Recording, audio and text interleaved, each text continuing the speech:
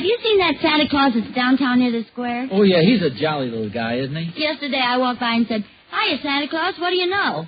And he laughed and said, "America's finest silver plate is 1847 Rogers Brothers." Yeah, he's a good man to have on our side.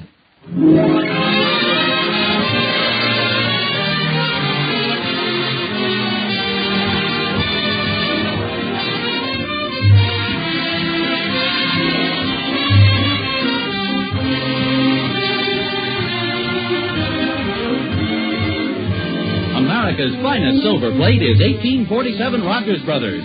From Hollywood, International Silver Company, creators of 1847 Rogers Brothers Silver Plate, presents The Adventures of Ozzie and Harriett, starring America's favorite young couple, Ozzie Nelson and Harriett Hilliard.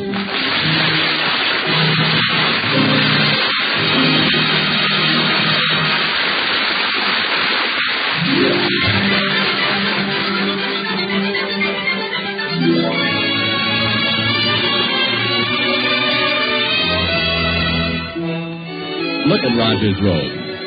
Oh, you can certainly tell Christmas is coming. Some folks even have their trees trimmed already. And look there at 1847 where the Nelsons live. There's a wreath in the window. Say, can that music possibly be coming from the Nelsons' house? Of course, there they are, the whole family. Ozzie, Harriett, David, Ricky, and even Nick, the family dog, all gathered in front of the radio. It's only 10:30 in the morning. What's music like that doing on the radio at this hour? Has Just Plain Bill changed his theme song? Oh, I see. They're listening to a record on the phonograph.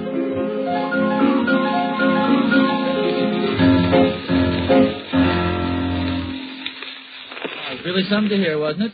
Quite a record. Boy, those classical piano players sure can make a lot of noise, can't they, Pop? Now, that's not noise, David. That's fine music, expertly played. How can you tell the difference? I enjoyed it very much, dear. Well, thank you. I'm glad at least one member of the family appreciated it. Fine thing. We get a brand new radio phonograph combination and no enthusiasm whatsoever. When I was a boy... Are you going to lecture us, Pop? You always start out with when I was a boy. I do. Do I, Harriet? I'm afraid you do, dear. Fool 'em this time. Start out with when I was a girl. The point I'm trying to make, boys, is when we get something like this radio phonograph, let's show a little interest in it. We're interested, Pop. I mean real interest. Like the enthusiasm you showed when we got the new car. When was that? Well, it was a little before your time, Ricky. Go on outside and play, boys. You're upsetting your father. Come on, Ricky. What does it take to please those guys? Oh, I'm sure they like it, dear. Don't forget it isn't easy for little boys just to sit still and listen to classical music. I guess you're right. Sure is a beautiful machine, isn't it? I think it's wonderful, dear. It's the best Christmas present I've ever had. No, Harry. This is my Christmas present. Say, I have an idea. Why not call it our Christmas present to each other? Oh, no, Harriet, I'd like to get you something personal. Oh, but honestly, dear, this is a wonderful Christmas present. Besides, it was my idea that we buy it in the first place. Of course, it would be a sensible thing to do. I must admit it's a lot better than spending money on a bunch of silly junk that neither of us wants. That's exactly the way I feel. Okay, I'll tell you what. Let's take an oath. We'll make a binding agreement, a pact. I'll get my pen. I'll get a bottle of blood. Well, we can make it just a verbal agreement. I won't get you anything, and you won't get me anything. This radio phonograph is our gift to each other. Agreed? Agreed. If I do not keep this vow... What's something awful? Oh, if I do not keep this vow, may Harriet's cold feet be forever implanted in the small of my back. A faithful... Oh, that's Thorny. Now, don't mention the radio phonograph. I want to watch his face when he sees it. Well, I'd better go look after those dishes. Come on in, Thorny. Hi, Oz. Season's greetings. What's that in your hat, then? Oh, mistletoe. This way I'm always standing under it. Anybody can take advantage of me and kiss me. Well, don't look at me. Aren't you going to invite me to sit down? Well, sure, if you take off your hat. Okay. Oh, no. Mistletoe tied in your hair. Certainly. Why be half safe? Notice anything unusual in the room, Thorny? No, Oz. Can't say that I do. Look, I'll stand over here and lean on this. Notice anything unusual? No, I'm afraid not. Okay, you go ahead and play innocent. I'm not going to mention it again. Before I forget it, Oz, I did a little snooping around and found out what Catherine's getting me for Christmas. You'll never guess. A new radio phonograph? Don't be ridiculous. Who wants a radio phonograph? She bought me a brand new, genuine leather golf bag. Has everything. Separate loops for each club, zipper pocket for your sweater and shoes, even has a place to put your tea. What do you think of that? What's wrong with a new radio phonograph? Didn't you hear me? A beautiful golf bag with pockets and zippers, genuine leather. Yes, it sounds okay. Okay is wonderful. It's what I've always wanted. Careful, Oz. Don't lean too heavy on your new radio phonograph. Well, then you did notice it. I saw the men bring it in. It's very nice, too. Oh, thanks, Tony. Your golf bag sounds awful good, too. Those zipper pockets. Those are really convenient. I'll bet this has a beautiful tone, Oz. Really a terrific-looking job. Too bad about this little nick in it here at the bottom. Oh? Didn't notice that. It must have happened when they brought it in. What a shame. It went right through the finish, didn't it? Because if those golf bag zippers get stuck, they'll have to tear out a handful of that artificial leather.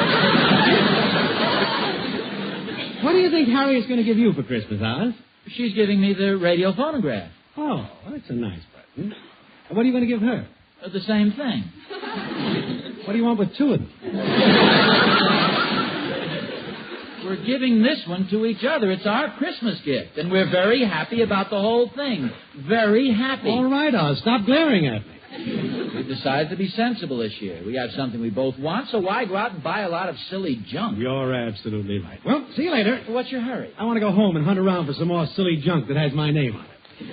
Merry Christmas, Oz.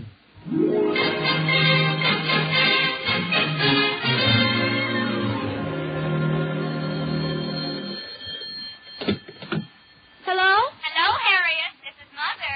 Oh, hello, Mother. How are you? Pretty good, dear. I've just come from downtown.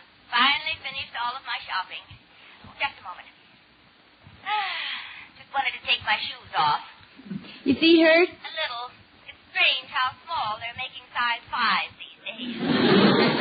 I hope you didn't tire yourself out. Oh, no. In fact, I feel quite gay. It's beginning to look like Christmas around here. You got your tree up yet? Not yet. I think Ozzie's going to get it tomorrow. Oh, a lot of them are already up on our block. You can see the lights. In fact, they're trimming one now in the house across the street. Oh, can you see it?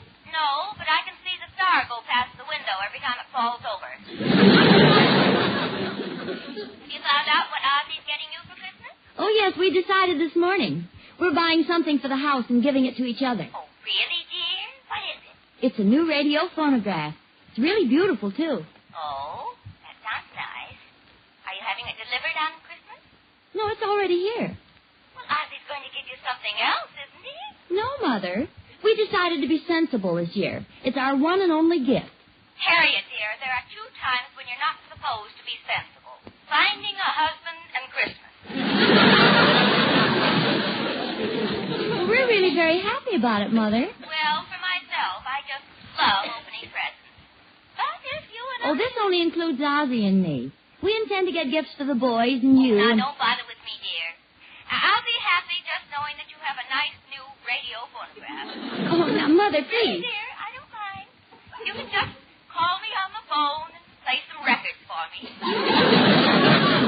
But we want to get you something. No, Harriet, no. Well, only one gift, then. Oh, I just can't understand why Ozzie's forcing this agreement on you. Well, he's not forcing it on me, Mother. We're forcing it on each... we think it's the sensible thing to do. Well, all right, dear. As long as you're happy, that's all that matters. You are happy, aren't you? Yes, Mother. Before I hang up, I want you to smile. I'm smiling, Mother. All right, dear. Goodbye.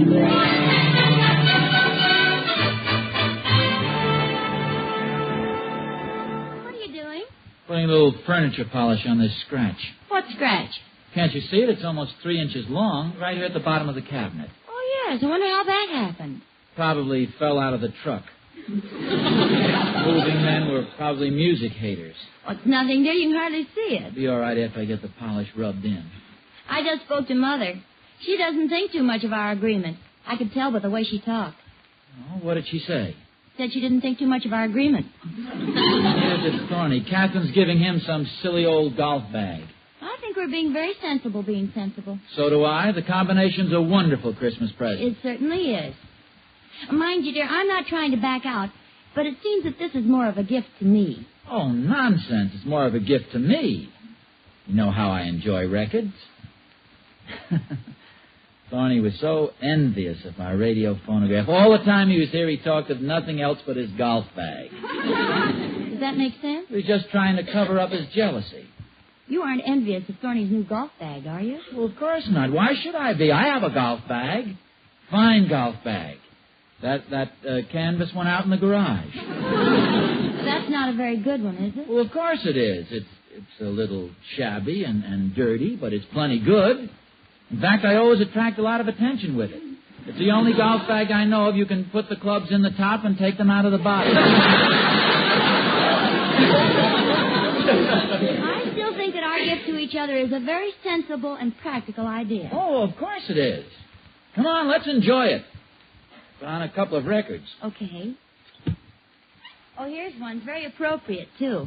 I'm dreaming of a white Christmas. Never mind. There's one right here on the machine. Yeah, this is very What's that one, dear? I got plenty of nothing.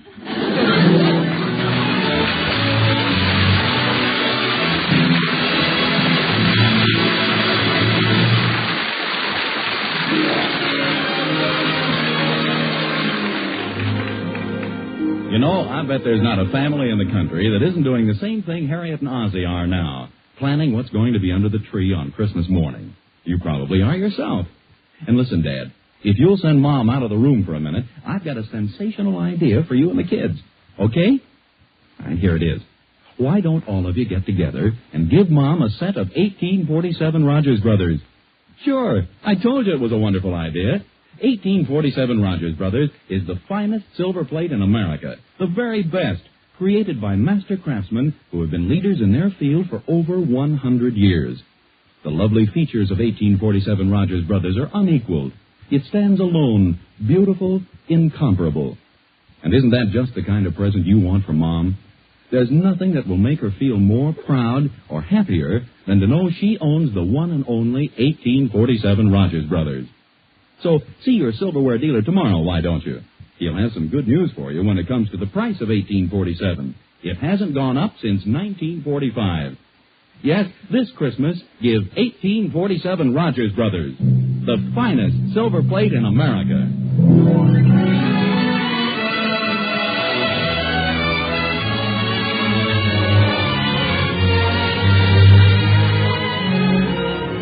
Ozzie Nelson has always been a practical man. In college, his perception, his ability to see the facts, made him a valuable quarterback. A good example was the Rutgers-Cornell game. It was the last quarter, and Rutgers was trailing 41-0. They had the ball on their own 10-yard line, fourth down, 37 yards to go, 1 minute remained to play. Practical Ozzie sized up the situation in a flash. Calmly, he stepped into the huddle, turned to his teammates, and said, "This is hopeless. Let's quit."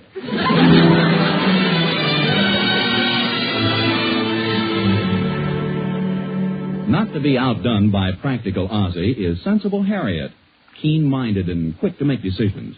Together, practical Ozzie and sensible Harriett make a rather sensible and practical couple. They've even decided to have a sensible Christmas this year. Yes, sir, they've agreed that their new radio phonograph will be their gift to each other. In the living room of the Nelson home, practical Ozzie stands admiring the addition to the household. Don't you think this sort of overwhelms the rest of the furniture? I don't know, dear. I think we'll get used to it.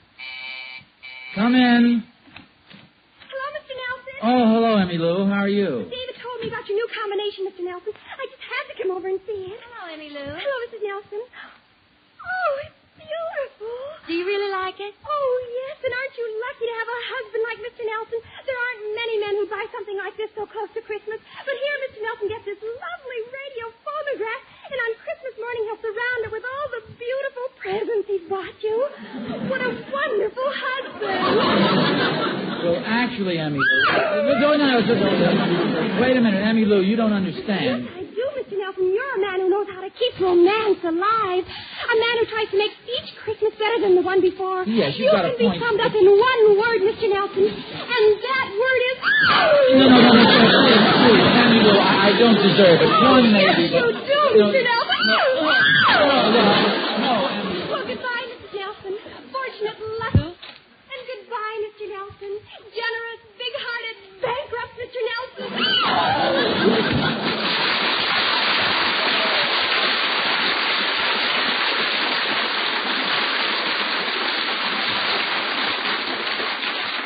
Such an emotional girl. I wonder if that could be a thyroid condition.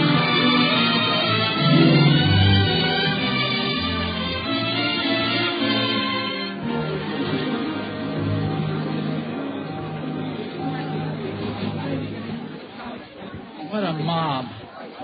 Why in the world does everybody have to wait till the last minute to do his Christmas shopping?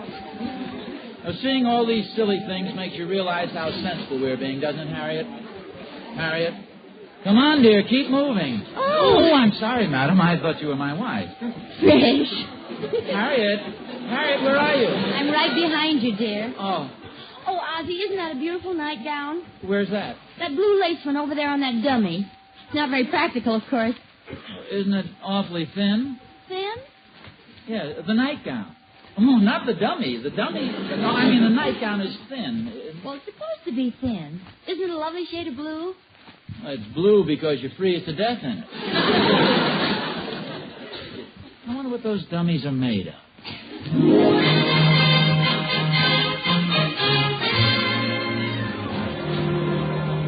Hadn't we better be going, dear? We still have to pick up the tree, and I've got to get dinner. I'll be right with you. I just want to look at some of this sports equipment. Isn't it awful when you think of all the husbands and wives who are going to give each other silly, impractical gifts like these? That's a good-looking fishing pole, isn't it? Hey, that's not bad. I bet you could pull in some big fish with that one. Well, sir, it's easy to tell that you're fish-minded. Oh, that's just my hair oil. You certainly know which is the best equipment. You are no doubt an expert. Oh, I've done a little fishing. Yes. It is a beauty, isn't it? I take it you're dropping a little hint as to what you'd like for Christmas, huh? No, we're being sensible this year. And there's nothing more sensible than this Flexo fly rod. Flexible yet unbreakable. It's a nice-looking rod, all right. Look at the light in your husband's eyes, madam. Mm-hmm, I noticed it. Of course, that might be left over from the negligee we were just looking at. No, I know that look anywhere. That's the fly rod fisherman glaze. Here, take it in your hand. Feel the new lightweight. Note the whip in it. Can't you just see yourself in some cool mountain stream on a warm summer day? Funny, I can almost feel the clear water lapping at my feet. Oh, I'm sorry. It's that darned drinking fountain that's been leaking. I hate to hurry you, dear, but I think we better be going. Yeah, I guess you're right. Thank you very much for the demonstration. Oh, glad to do it. Anytime you want anything in the way of fishing equipment, just ask for me. That's my sanction. I'll do that. What's the name? Salmon. George Salmon. Got everything now, haven't we? Yes, everything except the Christmas rod. The Flexo, the Christmas tree. Ozzie, why don't you pick up the tree and I'll go home and fix dinner? What's the rush? It's only... Yeah, maybe that would be a good idea. I'll see you back home. Okay, goodbye, dear. Goodbye. Goodbye. Mr. Salmon. Oh, that's you. For a second, I thought there was a leak in one of our basketballs. How much is that fly rod my husband was looking at?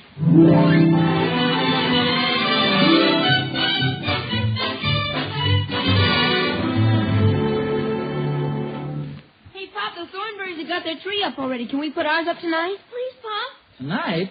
We always wait till Christmas Eve to decorate the tree. You guys don't want to spoil your Christmas Eve, do you? We won't spoil it, Pop. It'll be fun. Besides, if you decorate the tree tonight, you just want to do something else tomorrow night. We thought tomorrow night we could open our presents. Oh, fine. By the time Christmas gets here, you'll be celebrating New Year's. Now, look, fellas, I'm sorry, but we're not going to decorate the tree tonight. Sure would be fun, boy. I know it would, Ricky, but we're not going to do it. 5 days isn't too long to wait. I guess not. almost a week. That's not too long.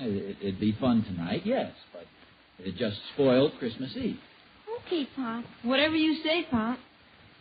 Do you boys know where the ornaments are? Sure, they're up in the attic. Well, don't break any bringing them down. We won't. Can we play some Christmas music on the new phonograph, Pop? Oh, no, definitely not. Now, that's where I draw the line. No Christmas music. Let's save something for Christmas Eve. But what about I'm Dreaming of a White Christmas? That's not really Christmas music because you're only dreaming of it. Yes, that's true. Okay, we'll play I'm Dreaming of a White Christmas, but that's all. Okay, Pop. Of course, Santa Claus is coming to town would be all right, too. You see, he's coming to town. He isn't here yet. Oh, boy. Gee, thanks, Pop. Come on, Mickey.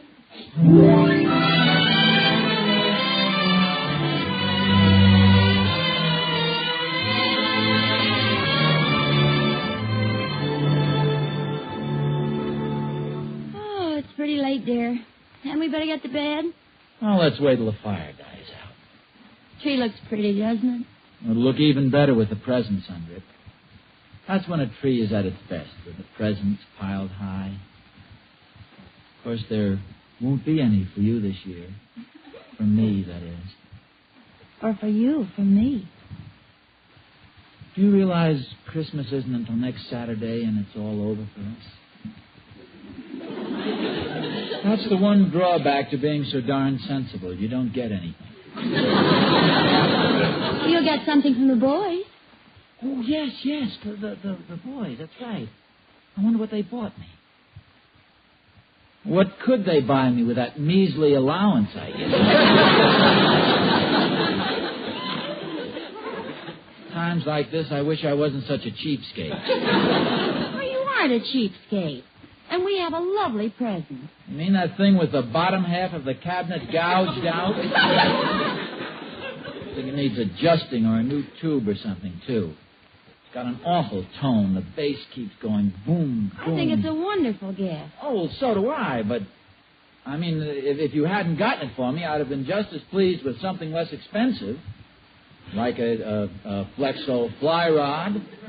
Funny, I was just thinking that if you hadn't gotten me the radio phonograph, I'd have been quite happy with that blue lace nightgown. Actually, though, why do I need an expensive fly rod? Oh, they're awfully nice to have. Oh, I know, but how many fish have I ever caught? One. I didn't really catch that one. It was lying on the bottom of the stream, and I stepped on it.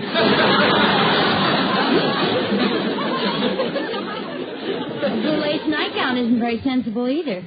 Much too flimsy. I'd freeze in it. Oh, you could wear your flannel pajamas under it. We've been very sensible. Oh, very practical. Ozzie, would you rather have the fly rod than the radio phonograph, and tell the truth? Oh, possibly so, but I'm not sorry about our agreement. You can get it for me on my birthday. Next to a fly rod, I'd rather have a radio phonograph. If I didn't get a new tennis racket or maybe a golf bag. But you would like a fly rod. Well, I guess so, but it's so impractical. You could never wrap a present like that. It's too long. Oh, no, it's collapsible. And then you remove the reel and wind the line up. Oh, well, then you could probably... Harriet, you broke our agreement. You bought me the fly rod. Oh, no, dear. You didn't?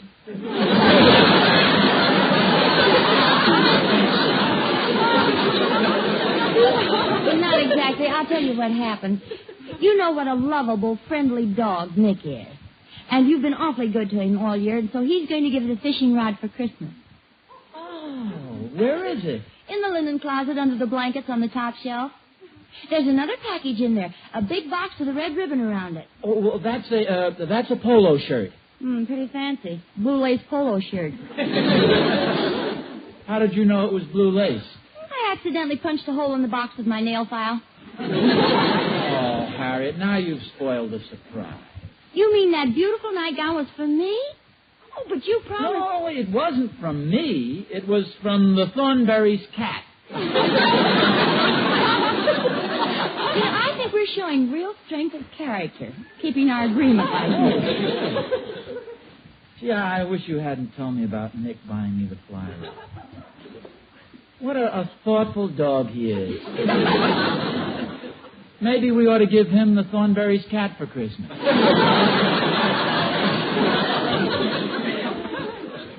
So, you know, it sure would have been a surprise Christmas morning, that fly So rod. is my nightgown. Too bad you had to mention it. Mention it? Well, you jabbed a hole in the package with your nail file. I wasn't sure what it was, though. Just a tiny hole. Oh, you'd have found out. Tomorrow you'd probably nick the box with your meat cleaver. What time is it, dear? 11:45. This watch band is getting pretty worn. You know, they had some nice-looking leather ones down at the Emporium. So, you know, I've been pretty nice to the Dunkle's Fox Terrier. And now that you mention the Emporium, did you see those darling compacts at the jewelry counter? Wouldn't it be nice if those pigeons down at the City Hall should decide to get together and buy me one? Of course, I have my fly rod and you have your nightgown. It'd be silly to want anything else. Oh, it'd be very impractical. It wouldn't be sensible. It could keep happening over and over again. Are you sure you'd buy me a leather watch band? Then I'd discover how shabby my wallet is. They have beautiful wallets at the Emporium, and very reasonable, too. You'd get me the compact, and then I'd look at my tarnished old lipstick case and remember the beautiful ones they have at Schwab. You know something, dear? I think this is going to be the nicest Christmas we've ever had. Just one thing, though. Don't buy me too many expensive presents. I can't afford it this year.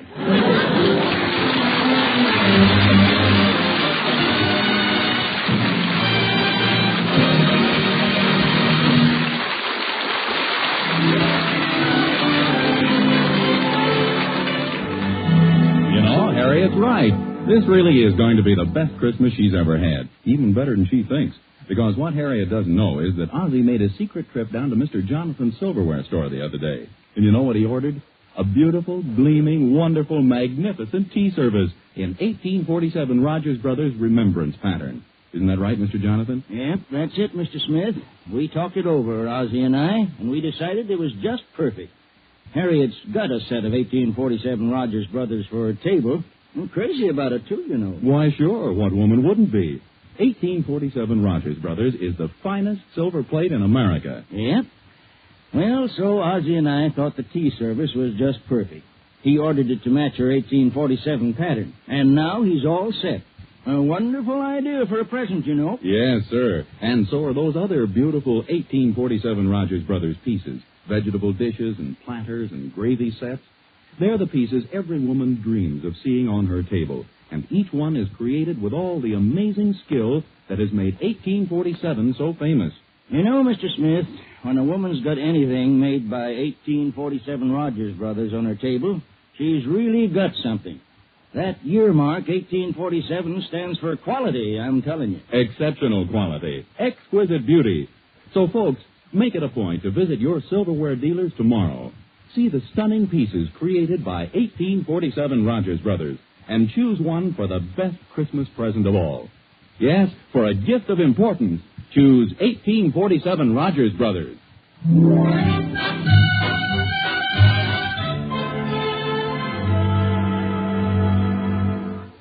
No, this phonograph really has a beautiful tone.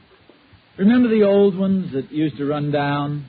I'll be down to get you in a taxi, honey. You better be ready about 8:30. Now, dearie, don't be late. I wanna be there. Oh, I'd forgotten how we used to have to wind up those old phonographs. We'd crank and crank I'll be and down crank. to get you in a taxi, crank. honey. You better be ready about 8:30. What are you doing? You wound me up too tight, Harriett. Well, sing a quick chorus before you break your spring. I'm going to dance off both my shoes when you play those Jelly Roll Blues. Tomorrow night, tomorrow night, tomorrow night, tomorrow night, tomorrow night, Harriet, tomorrow night, tomorrow night, tomorrow night, help, tomorrow night. I'm sorry, dear. Oh, thank you. Here, I'll put you on again. You better throw This is yourself NBC, the national broadcasting company.